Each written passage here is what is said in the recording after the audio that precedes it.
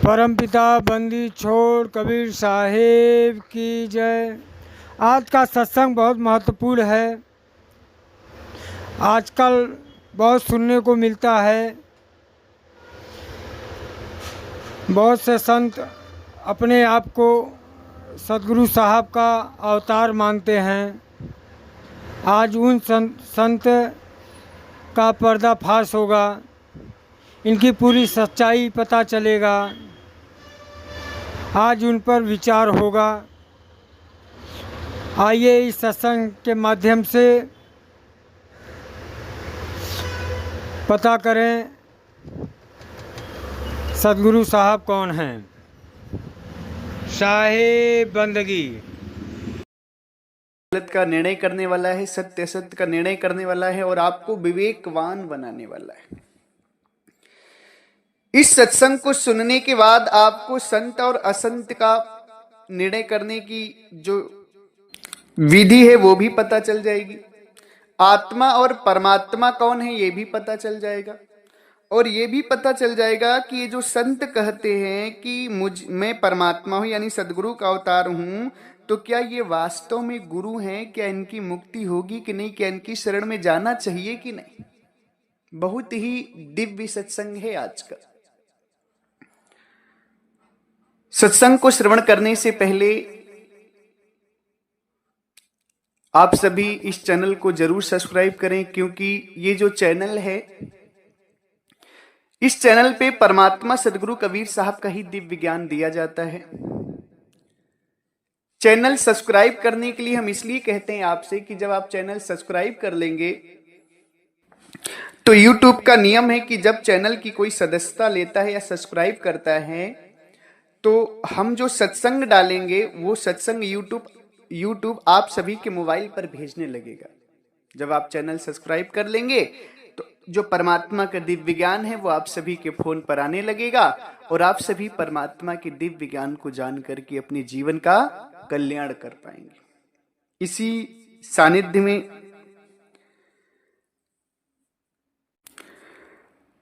अपनी शादी की सालगिरह पर भक्त श्री विवेक वर्मा जी और उनकी धर्मपत्नी श्री काजल वर्मा जी, जो ग्राम 8 जिला जालौन उत्तर प्रदेश की धरती से हैं, इनके द्वारा शादी की सालगिरह पे संत गुरुजनों की सेवा हेतु बहुत ही सुंदर दान इन्होंने भेजा है। शादी की सालगिरह पे लोग फिजूल खर्ची करते हैं,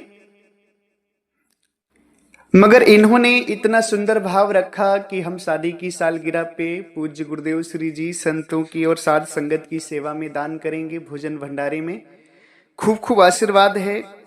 साथ ही साथ 17 मार्च को होने वाली गुरु मिलन, गुरु दर्शन, ज्ञान दीक्षा सत्संग भंडारे में सदगुरु के परम भक्त श्री केदारनाथ यादव जी द्वारा भी बहुत सुंदर दान आया है। खूब खूब आशीर्वाद। सज्जनों, सदगुरु कबीर साहब परमात्मा है। सदगुरु कबीर साहब क्या हैं? परमात्मा है। इस जीव को तारने वाले, इस जीव को जन्म मरण के बंधन से छुड़ाने वाले एकमात्र सदगुरु कबीर साहब ही हैं। सदगुरु कबीर साहब की भक्ति जो करता है वो पार हो जाता है। सदगुरु कबीर साहब के विचारों से जो भक्ति करता है वो पार हो जाता है। अब जीव जो है सदगुरु कबीर साहब की खोज करता है, उनके ज्ञान की खोज करता है, उनके विचारों की। तो आज के जो संत हैं जिन्हें धन का लालच है, ऐशो आराम करना चाहते हैं, वो क्या करते हैं? उन्होंने एक सरल तरीका अपनाया भक्तों की भीड़ बढ़ाने के लिए, लोगों से पैसे ऐंठने के लिए एक नया तरीका बनाया। वो यह कहने लगे कि हम सतगुरु कबीर साहब ही हैं, यानी सतगुरु के अवतार हैं, ताकि लोग जो हैं हमारे पास आए, मुक्ति की अपेक्षा रखें, हमारी सेवा करें, हमें दान करें, हमारे चंगुल में फंसे, भीड़ बढ़े भक्तों की।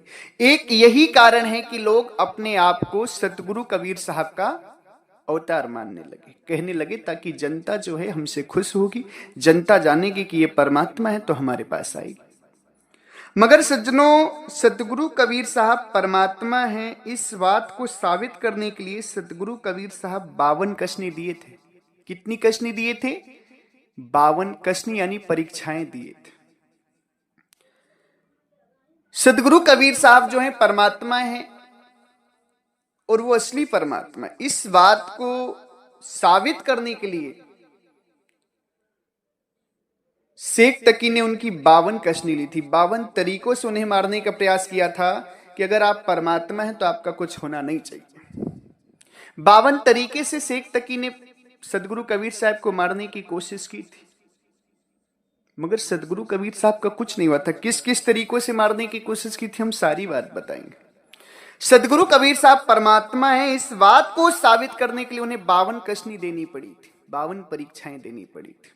क्या क्या? सदगुरु कबीर साहब के ऊपर शेख तकी ने लोहे को गला कर डाला था। लोहे को पिघला करके गला करके पानी की तरह बना करके, मतलब पतला बना करके सदगुरु कबीर साहब के ऊपर डाला गया था। आप विचार करें, जब लोहा गर्म होता है तो यदि आप उसे छू लें, गर्म लोहा, तो आपकी चमड़ी उड़ेल देता है, चिपक जाती है चमड़ी, पूरी तरीके से जल जाती है। लोहा लाल हो जाता है, उसे छू लें तो फिर समझ लीजिए पूरी तरह से जला ही देगा आपको। मगर यहां लोहा गर्म ही नहीं, लाल ही नहीं, लोहे को इतना ज्यादा तपाया गया, इतना ज्यादा तपाया गया कि उसे पानी की यानी पतला बना करके सतगुरु कबीर साहब के ऊपर डाला गया। मगर सतगुरु कबीर साहब का कुछ नहीं हुआ। इसके साथ साथ सतगुरु कबीर साहब को कुएं में धारदार गड़े हथियार, जैसे भाला गड़ा है कुएं में, हथियार गड़े हैं, तलवारें गड़ी, धारदार गड़े हथियारों में, हथियारों से गड़े कुएं में सतगुरु कबीर साहब को ढकेला गया। शेख तकी ने ढकेलवाया और ऊपर से मिट्टी डाल दी, पत्थर डाल दिए, ताकि सतगुरु कबीर साहब का शरीर छलनी हो जाए, बचे ना, वो बच ना पाए। शेख तकी ने इधर सतगुरु कबीर साहब को धारदार गड़े हथियारों के कुएं में ढकेला, ऊपर से पत्थर डाल दिया और मिट्टी से पूरा बंद करवा दिया। मगर सतगुरु कबीर साहब का कुछ नहीं हुआ। वो जब शेख तकी उधर से बंद करके आए तो देखा कि सतगुरु कबीर साहब तो बैठे हुए, यानी परमात्मा का कुछ भी नहीं हुआ। सतगुरु कबीर साहब जी हैं मृत गाय को जीवित किए। पूरी सभा में शेख तकी ने गाय को मरवा दिया और सतगुरु कबीर साहब से कहा कि यदि आप असली परमात्मा हैं तो गाय को जीवित करिए। सतगुरु कबीर साहब गाय को जीवित कर दिए। उसके बाद मृत कमाल के शरीर में सतगुरु कबीर साहब प्राण डाले, आत्मा डाले, मृत कमाल को जीवित किए सतगुरु कबीर साहब। सतगुरु कबीर साहब को क्या किए कि पत्थर बांध करके गंगा में डुबो दिया गया, जंजीरों में बांध करके, पत्थर बांध करके गंगा में डुबो दिया गया ताकि वो मर जाएं। समुद्र में डुबो गया ताकि उनका कुछ हो जाए, मर जाएं। मतलब इतनी परीक्षाएं उनकी ली गई, इतनी कसनियां ली गई सतगुरु कबीर साहब की, मगर उनका बाल भी बांका नहीं हुआ। क्यों? क्योंकि वो असली परमात्मा है। उनकी 5 तत्व की बनी शरीर नहीं थी। मेरी बात ध्यान से सुनिएगा आप सभी। वो परमात्मा है, उनकी 5 तत्व की बनी शरीर नहीं थी, इसलिए उनका कुछ हुआ नहीं। सतगुरु कबीर साहब को पेड़ पे बांध करके उनके हाथों में, उनके पैरों में कील ठोकी गई ताकि ये मर जाएंगे तड़प तड़प करके। एक ही पेड़ नहीं, सागवन के पेड़ में, नीम के पेड़ में, शीशम के पेड़ में, इमली के पेड़ में, कई पेड़ों में उनको बांध करके कील ठोकी गई। क्योंकि शेख तकी को ये था कि सागवन के पेड़ में बांधेंगे तो हो सकता है इनको कोई मंत्र आता हो बचने का, तो उससे बच जाएंगे।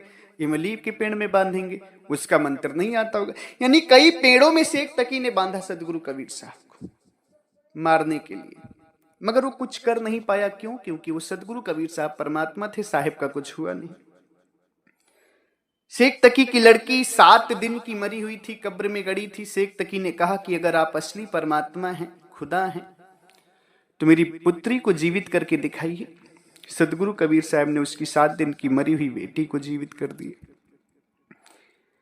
अब सज्जनों, आप सभी विचार करें जरा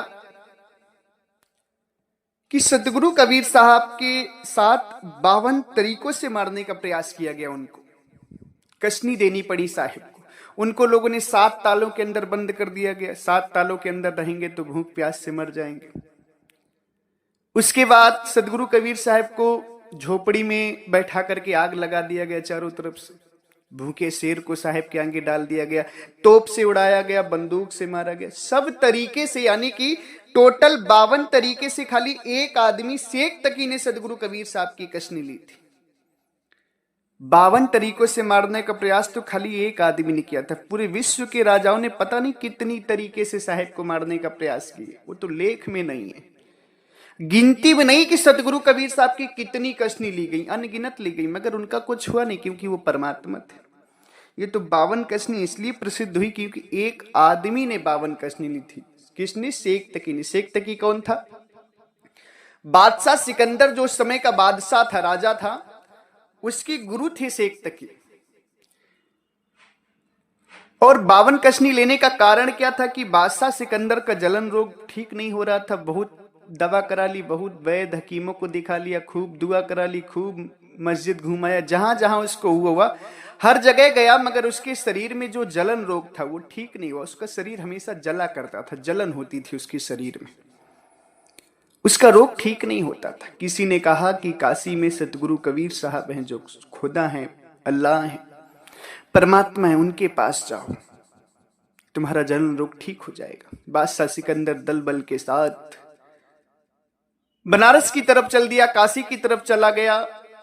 और जैसे ही सदगुरु कबीर साहब के समक्ष बैठा, सदगुरु सत्संग सुना रहे थे, गया, जैसे ही दृष्टि जो है साहिब की नजर बादशाह सिकंदर पे पड़ी ना, तो बादशाह सिकंदर का जितना जलन रोग था सब कुछ समाप्त हो गया, पूरा ठीक हो गया। बादशाह सिकंदर तो आश्चर्यचकित हो गया कि आखिर ये हैं कौन। इतनी दवा कराई, इतने वैद्यों को दिखाया, हकीमों को बुलाया, कितनी दुआ कराई हमने, कितनी जगह गए, कहां कहां नहीं गए, मगर मेरा जलन रोग ठीक नहीं हुआ। और इनकी तो मात्र दृष्टिपात से ही, दृष्टि से ही मेरा जलन रोग ठीक हो गया। तो बादशाह सिकंदर तो जान गया कि ये तो कोई साधारण नहीं है, ये तो खुदा है, अल्लाह है। और बादशाह सिकंदर समर्पण हो गया सदगुरु के चरणों में और सदगुरु का शिष्य बन गया। अब ये बात जो बादशाह सिकंदर के गुरु शेख तकी थे उन्हें अच्छी नहीं लगी। उन्होंने कहा नहीं, मेरी तो सब गया, मेरा तो सब गया, बादशाह ने तो दूसरा गुरु बना लिया। तो बादशाह सिकंदर से शेख तकी कहता है कि अगर आप इन्हें अल्लाह मानते हैं, खुदा मानते हैं, तो मैं इनकी कुछ कसनी लूंगा, यानी परीक्षाएं लूंगा, मैं इनकी परीक्षाएं लूंगा, तब मैं मानूंगा कि ये खुदा है, अल्लाह है, ऐसे नहीं मानूंगा मैं। तो बादशाह सिकंदर बोला कि नहीं, इन्होंने मेरा जलन रोग ठीक किया है, मानो। मगर शेख तकी कहता है नहीं, मैं नहीं मानूंगा। तो साहिब कहते हैं ठीक है, बादशाह सिकंदर अपने गुरु को, शेख तकी को पूरी छूट दे दो, जो चाहे वैसे परख सकते हैं। तो शेख तकी सोचता था कि कसनी लूंगा तो इनको मारने का प्लान बनाऊंगा, इनको मार दूंगा, फिर मेरा राज्य फिर से कायम हो जाएगा, फिर से मैं बादशाह सिकंदर का गुरु बन जाऊंगा। इसके कारण उसने 52 तरीकों से मारने का प्रयास किया, परीक्षा भी ले रहा था और मारना भी जा रहा था साहब को। 52 तरीकों में जब सफल नहीं हुआ, लास्ट में उसकी 7 दिन की मरी हुई लड़की को जब साहिब जीवित किए, तब जाकर वो सदगुरु के चरणों में गिर पड़ा और मान लिया कि नहीं, आप ही असली खुदा हैं, अल्लाह हैं, परमात्मा। सज्जनों, आप विचार करें कि सदगुरु कबीर साहब परमात्मा है, इस बात को साबित करने के लिए उन्हें 52 कसनी देनी पड़ी थी। और मैं कहता हूं कि आज के जो संत अपने आप को कहते हैं कि मैं सदगुरु कबीर साहब हूं या उनका अवतार हूं, तो मैं कहता हूं मात्र एक कसनी आप मुझे दे दे। 52 कसनी छोड़िए, 52 तो बहुत ज्यादा है। जो भी संत अपने आप को कहता है कि मैं सदगुरु का अवतारी हूं, मैं सदगुरु कबीर साहब हूं, तो वो मेरे पास आए, मात्र एक कसनी मुझे दे दे, मैं एक कसनी लूंगा। अगर एक कसनी में वो खरा उतर जाए तो मैं सब कुछ के साथ उसके चरणों में समर्पित हो जाऊंगा। जो भी संत कहते हैं, मैं उनके शिष्यों से भी कहता हूं कि अगर आप मानते हैं कि आपके गुरु सदगुरु कबीर साहब हैं, तो उनको कसनी लेने के लिए तैयार रखे, हम कसनी लेंगे। क्योंकि सदगुरु कबीर साहब को 52 कसनी देनी पड़ी थी ये साबित करने के लिए कि मैं परमात्मा, क्योंकि वो असली परमात्मा थे और सारे संसार के जीव जो हैं सब माने भी उनको। मगर सदगुरु कबीर साहब मृत गाय को जीवित किए थे, आप भी गाय, किसी मरी हुई गाय को जीवित करके दिखाएं। सदगुरु कबीर साहब के कमाल जी को जीवित किए थे, आप भी किसी को जीवित करके दिखाएं। सदगुरु कबीर साहब को तोप से उड़ाया गया था मगर उनका कुछ नहीं हुआ। सदगुरु कबीर साहब को धारदार हथियार गड़े कुएं में ढकेला गया था, उनका कुछ नहीं हुआ। मैं आपको भी ढकेलूंगा, अगर आपका कुछ नहीं हुआ तो मैं मान जाऊंगा कि आप परमात्मा हैं। सज्जनों, जरा आप विचार करें कि ये तुच्छ संत जिनकी परमात्मा के सामने कोई वैल्यू नहीं है, कोई समानता ही नहीं है परमात्मा में। परमात्मा कितने विराट हैं, अनंत हैं, अपार हैं, और वो उस अनंत अपार परमात्मा से ये तुच्छ संत अपनी तुलना करते हैं कि नहीं, मैं परमात्मा हूं, मैं सतगुरु हूं, मैं सतगुरु का अवतार होकर आया हूं। अरे क्यों ऐसा करते हो? इतना बड़ा पाप परमात्मा से अपने आप को जोड़ते हो कि मैं परमात्मा हूं। कितने दिन की है ये चेला की भीड़? जब तक तुम्हारा जीवन है तभी तक न ये धन दौलत चेला तुम्हारे काम आएंगे, और जब जीवन खत्म होगा, जब आत्मा शरीर को छोड़ेगी, फिर कहां जाओगे? फिर तो 84 मिलेगा, वहां न चेला मिलेंगे, न धन मिलेगा, न दौलत मिलेगा, वहां तो दुख ही दुख मिलेगा। अनमोल जीवन मिला था प्रभु का भजन करने के लिए, प्रभु का चिंतन करने के लिए, प्रभु से मिलने के लिए, मगर तुम तो स्वयं प्रभु बन गए। और जो प्रभु बनकर बैठा है ना, उसे काल जरूर ले जाएगा, उसे काल जरूर मारेगा, क्योंकि सदगुरु कहते हैं स्वामी होकर बैठ ही बहुत सहे सिर मार। जो स्वामी होकर बैठता है वो बहुत मार सहता है अपने जीवन में, यानी काल की मार, दुखों की मार, 84 लाख योनियों की मार सहता है।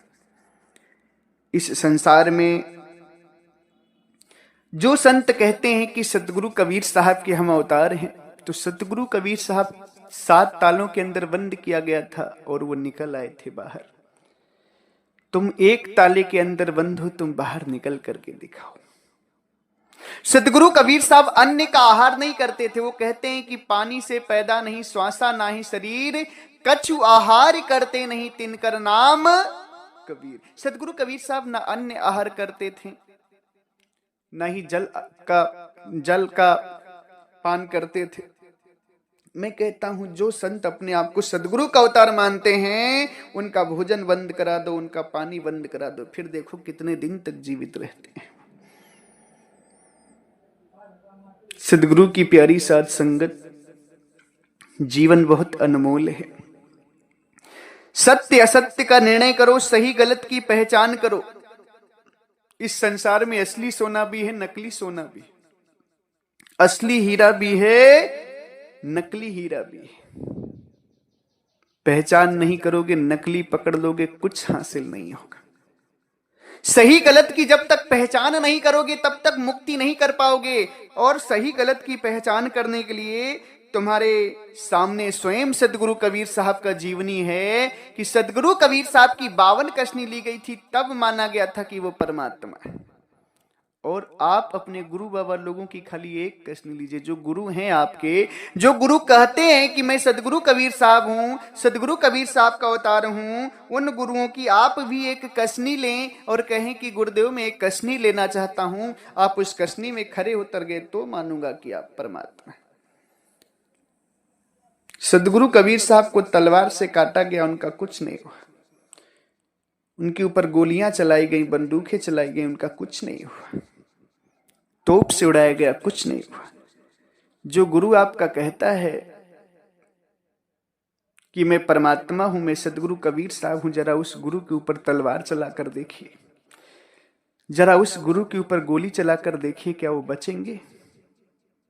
काम तमाम हो जाएगा। उनका ऐसा करना नहीं, क्योंकि वो परमात्मा नहीं, वो एक जीव है, उनका शरीर छूट जाएगा। ऐसा करना नहीं, गुरु के साथ अपने नहीं तो उनका शरीर छूट जाएगा, क्योंकि वो तो झूठ बोलकर जी रहे हैं कि मैं परमात्मा हूं। अगर कसनी ले ली जाएगी तो उनका 5 मिनट में शरीर छूट जाएगा। सज्जनों, जीवन बहुत अनमोल है, विचार करिए। ये लोग तो धन के चक्कर में, धन के लालच में, ऐश्वर्य के लालच में, शिष्यों की भीड़ बढ़ाने के लालच में स्वयं परमात्मा बनकर बैठ जाते हैं।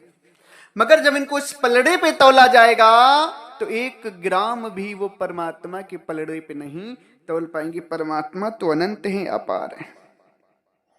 सदगुरु कबीर साहब एक बार पश्चिमी देशों में गए थे प्रचार के लिए। तो सदगुरु कबीर साहब क्या किए कि मस्जिद के सामने पैर करके सो गए। क्या किए? मस्जिद के सामने पैर करके लेट गए।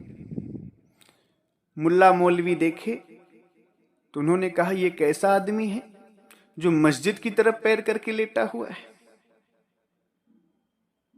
तो मौलवी गए, मुल्ला गए, बोले क्या है ये, मस्जिद की तरफ पैर करके क्यों लेटे हो, हटाओ जल्दी पैर। साहिब कहते मैं तो थक गया हूं। साहिब की लीला, परमात्मा की लीला। साहिब कहते मैं तो थक गया हूं, तुम ही पैर उठाकर मेरा उधर कर दो, मस्जिद जिधर ना हो। तो जो मुल्ला थे उन्होंने क्या किया कि साहिब के पैर उठाए और उस दिशा में कर दिए जिस दिशा में मस्जिद नहीं थी। और जैसे ही उस दिशा में पैर किए, मस्जिद जो है घूम करके जिस दिशा में सदगुरु के पैर थे उस दिशा में चली गई। फिर जो मुल्ला था, मौलवी था, उसने फिर घुमाया पैर को, उस दिशा में किया जिस दिशा में मस्जिद नहीं थी। फिर मस्जिद घूम करके उस दिशा में चली गई जिस दिशा में सदगुरु कबीर साहब के पैर थे। वो मौलवी पैर घुमाता गया, मस्जिद घूमती गई, क्योंकि मस्जिद जो है वो तो प्रभु की गुलाम थी। सज्जनों, सदगुरु कबीर साहब जब मस्जिद के सामने पैर करके लेटे तो मस्जिद जिधर जिधर उनके पैर जाते थे उधर उधर मस्जिद घूमती थी। मैं कहता हूं कि जो संत आज सदगुरु कबीर साहब का अवतार मानते हैं, अपने आप को कहते हैं कि मैं अवतार हूं, जरा वो जब मुसलमान जुम्मे की नमाज पढ़ रहे हों तो जा करके उनके मस्जिद के सामने पैर करके लेट जाना, फिर पता चल जाएगा कि तुम परमात्मा हो या झूठे फरेबी हो। मैं कहता हूं इस बार को एक बार आजमा कर देखो कि क्या तुम परमात्मा हो। मस्जिद के सामने जाओ, पैर करके लेट जाओ। जब मुसलमान नमाज पढ़ रहे हो जिंदा नहीं बचोगे। जिस तरह की वाणियां सदगुरु कबीर साहब बोले हैं, मैं कहता हूं जाओ सऊदी अरब में बोल करके आओ सदगुरु कबीर साहब की वाणियों को, कह कर आओ कि जो तुम मस्जिद में नमाज पढ़ते हो सब झूठा है, जो तुम काटते हो तुम कसाई हो, तुम्हारी मुक्ति नहीं होगी, तुम्हारे अल्लाह भी झूठे, सभी कह कर आओ। देखो तुम्हें जिंदा छोड़ेंगे, बच नहीं पाओगे। क्यों झूठा धन दौलत के चक्कर में अपने आप को सदगुरु कबीर साहब बनते हो। परमात्मा तुम्हारे घट में बैठे, परमात्मा आपके घट में बैठे हुए हैं, सब देख रहे हैं। तन की जाने, मन की जाने, चित्त की जाने चोरी, उन साहब से क्या छुपी है जिनके हाथ में डोरी। परमात्मा तुम्हारे तन की भी जानते हैं, मन की भी जानते हैं, चित्त की भी, सब कुछ जानते हैं। अब जब तुम कहते हो कि मैं परमात्मा हूं, मैं सदगुरु कबीर साहब हूं, तो सदगुरु कबीर साहब यह भी जानते हैं, सुन रहे हैं, और वो तो जानते हैं कि तुम क्या हो। तुम तो एक जीव हो, नरकी प्राणी हो, जो 84 में फंसे हो, जन्म मरण में फंसे हो। कितना दूर होगे तुम परमात्मा से। जब परमात्मा ये सुनते होंगे कि देखो ये जीव होकर परमात्मा बनकर बैठा है, क्या परमात्मा तुम्हें मुक्त करेंगे? क्या परमात्मा को अच्छा लगेगा जो तुम कहते हो कि नहीं मैं परमात्मा हूं?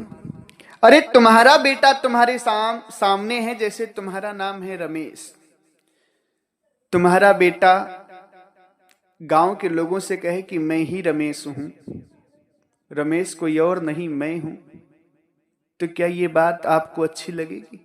आप तो अपने बेटे को 4 थप्पड़ मारेंगे कि नालायक, मूर्ख, तू मेरा सपूत नहीं, तू मेरा कुपुत्र है, जो कहता है कि मैं ही रमेश हूं। रमेश तो तेरा बाप है, मतलब मैं हूं, और तू अपने बाप को रमेश ना कह करके अपने आप को रमेश कहता है। आप तो 4 थप्पड़ मारेंगे अपने बेटे को अगर आपका बेटा ये कहे कि जो आपका नाम है वही नाम लेकर आपका बेटा कहे गांव में कि वो मैं ही हूं, तो क्या आपको अच्छा लगेगा? जब आपको अच्छा नहीं लगेगा तो आप विचार करें कि आप परमात्मा नहीं हैं और आप जीव हैं, अज्ञानी हैं, मूर्ख हैं, 84 में फंसे हैं, अपने आप को परमात्मा कह रहे हैं, तो क्या परमात्मा इस बात को सुनेंगे तो उन्हें अच्छा लगेगा? विचार करें जरा मेरी बात पर आप सभी। इन गुरुओं के चक्कर में ना पड़े। जो गुरु कहता है कि मैं सदगुरु कबीर साहब का अवतार हूं, वो गुरु मूर्ख नहीं, महामूर्ख है। उसे 1 पैसे का भी ज्ञान नहीं है, कुछ भी ज्ञान नहीं है। ऐसे गुरुओं की शरण को तुरंत त्याग देने में ही भलाई है। अगर देर लगाते हो तो 84 जाने में टाइम नहीं लगेगा, 84 चले जाओगे। फिर वहां पर सुअर बनोगे, जिंदगी भर लेटरिन टट्टी खानी पड़ेगी, भूख से तड़पना होगा, जानवर बनोगे, प्यास से तड़पना होगा, दुख पाओगे। यहां तो भूख पर भोजन मिल जाता है, उसमें नहीं मिलेगा 84 में भूख पर भोजन। यहां तो पैर टूटा, दवा करा ली, चलने लगे, वहां पैर टूटेगा तो एक जगह पड़े पड़े सड़ जाओगे, मगर तुम्हारी दवा नहीं होगी। इसलिए आप सभी भी विचार करें, असली परमात्मा को पकड़े, ये नकली परमात्मा है, सब नरकी प्राणी है, सब नरकी महात्मा है जो कहते हैं कि मैं सतगुरु कबीर साहब का अवतार हूं। अगर हैं तो मैं कहता हूं कि आप सभी आए मेरे सामने और अपनी अपनी कसनी दें, परीक्षाएं दें, पास हो पहले परीक्षा में। अरे आप सभी विचार करें, स्कूल में जब कोई बच्चा कहता है कि मैं तेज हूं, बहुत तेज दिमाग का हूं, तो मास्टर क्या कहते हैं कि पहले परीक्षा हो जाने दो, उसके बाद पता चल जाएगा कि तुम कितने तेज दिमाग के हो। छोटी सी पढ़ाई को भी आप लोग तब डिट्टो करते हैं, तब मान्यता देते हैं जब उसकी परीक्षा हो जाती है। जब परीक्षा में पास होता है तब उसे फेल पास का और तेज या कम दिमाग का आप ठप्पा लगाते हैं, मोहर लगाते हैं। छोटी छोटी बातों के लिए तो आप परीक्षा कराते हैं, मगर जब आप परमात्मा की भक्ति करते हैं और कोई संत कहता है कि मैं परमात्मा हूं, तो उसकी परीक्षा नहीं लेते आप। क्यों?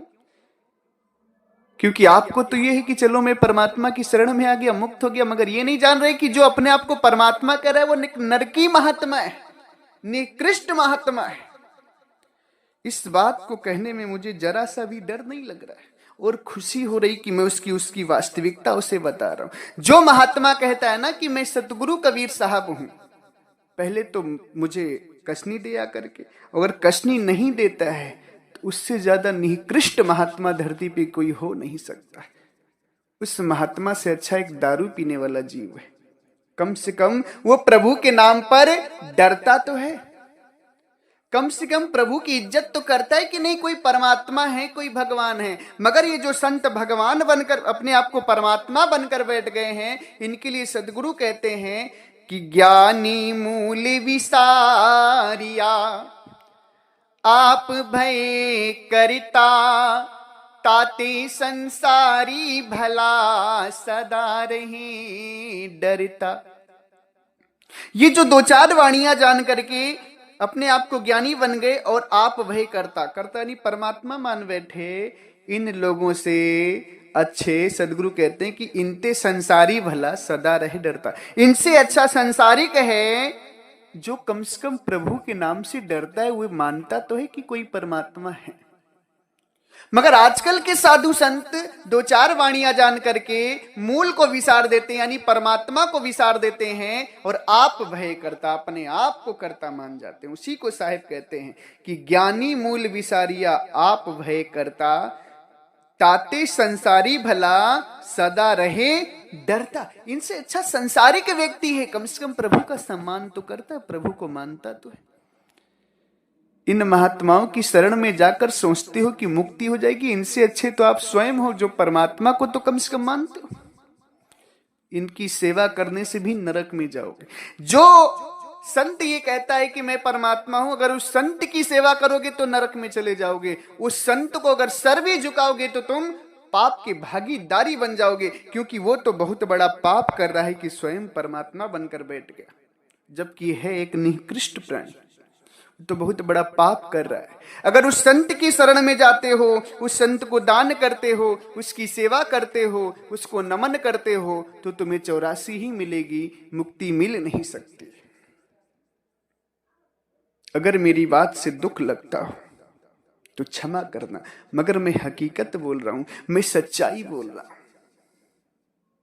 मैं हकीकत बोल रहा हूं, मैं सच्चाई बोल रहा हूं। अगर तुम नकली सोना पकड़ोगे तो बाजार में उसकी कीमत शून्य होगी, असली सोना पकड़ोगे तो लाखों में जाओगे। यानी कहने का अभिप्राय है कि असली परमात्मा की भक्ति करोगे तो मुक्त हो जाओगे, और नकली जो परमात्मा बनकर बैठे हैं इनकी भक्ति करोगे, इनकी शरण में जाओगे तो गर्त में चले जाओगे, नरक में चले जाओगे, 84 में चले जाओगे। ये सारे गुरु 84 ले जाने वाले। परमात्मा तो सदगुरु कबीर साहब ही हैं और वो प्रकट होते हैं। सदगुरु कबीर साहब प्रकट होते हैं, माता की गर्भ से नहीं आते। और ये जो मूल ज्ञानी लोग हैं, ये जो चिल्ला रहे अपने आप को परमात्मा हैं, हम सदगुरु कबीर साहब हैं, हम फलाने ढिकाने हैं, ये तो माता के गर्भ से आए हैं नरक भोग करके। इन लोगों के चक्कर में मत पड़ेगा, अगर जीवन बचाना है तो कदापि चक्कर में मत पड़ेगा। असली सदगुरु कबीर साहब की भक्ति करें आप, सदगुरु कबीर साहब का विचार जानें। असली सदगुरु कबीर साहब का विचार की जो ग्रंथ है उन ग्रंथों को पढ़ें, जैसे बीजक है, साखी ग्रंथ है। हमारे आश्रम से आपको असली बीजक और असली साखी ग्रंथ प्राप्त हो जाएगा, उनको आप जरूर पढ़ें। साथ ही साथ अगर असली भक्ति जानना है, असली ज्ञान जानना है, तो 17 मार्च को गुरु मिलन ज्ञान दीक्षा भंडारे में आप सभी आमंत्रित हैं। उसमें असली भक्ति, असली ज्ञान और परमात्मा सदगुरु कबीर साहब की असली साधना दी जाएगी, जिससे आप सभी अपना कल्याण कर पाएंगे। सज्जनों, इन मूर्खों से, इन ढोंगियों से, इन गुरु नहीं गोरुओं से बचें। गोरु कहते हैं, गोरु यानी जानवर। ये जानवर हैं एकदम, वे विचार के लोग हैं जो अपने आप को परमात्मा कहते हैं। बुरा लगता होगा उन लोगों को सुन करके, मैं क्षमा प्रार्थी हूं, मैं क्षमा मांगता हूं अगर बुरा लगता हो। मैं सच्चाई कह रहा हूं, मैं ठोकर मार रहा हूं ताकि आप सभी जगें। उन गुरुओं की भी मुक्ति तभी होगी जब वो परमात्मा की भक्ति करेंगे और स्वयं परमात्मा बनकर बैठ जाएंगे, तो उनकी मुक्ति कभी नहीं होगी, परमात्मा से भी दूर होंगे वो। सज्जनों, इसी के साथ हम अपनी वाणी को विराम देते हैं। अगर हमारी वाणी वचनों से, शब्दों से, सत्संग से, वचनों से आप सभी किसी भी संत महापुरुष भक्त हंस जनों को कष्ट लगा हो या दुख लगा हो, तो हम आप सभी के चरणों में सिर रख करके क्षमा प्रार्थी हैं। आप लोग मुझे क्षमा करिएगा। मेरा अभिप्राय, मेरा उद्देश्य आप सभी को दुख देना नहीं है।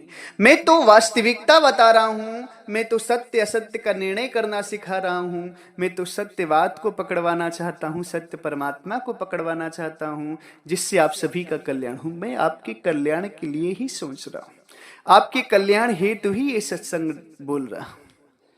मेरी उन संतों से कोई दुश्मनी नहीं जो अपने आप को परमात्मा कहते हैं, उनसे कोई दुश्मनी नहीं है मेरी। मैं तो उनके हित की भी बात कर रहा हूं कि परमात्मा बनना छोड़ो, परमात्मा की भक्ति में लग जाओ। लोगों को अपने से नहीं, परमात्मा से जोड़ो। तुम अपने से जोड़ोगे तो तुम तो 84 जाने वाले हो, तुम्हारे शिष्य भी 84 चले जाएंगे। परमात्मा से जोड़ोगे तो परमात्मा तुम्हारी भी मुक्ति करेंगे और शिष्यों की भी मुक्ति करेंगे। इसलिए आप सभी लोग मेरी बातों को बुरा मत मानिएगा। अगर बुरा मानते हैं तो पुनः आप सभी के चरणों में सर रख करके क्षमा प्रार्थी हूं। एक बार प्रेम से बोलिए, सर्वव्यापक सर्वपूजनी परम पिता परमात्मा सदगुरु बंदी छोर कबीर साहिब को साहिब बंदगी साहिब। सदगुरु साहिब के जितने भी भक्त हैं सब प्रेम साहिब बंदगी साहिब बंदगी।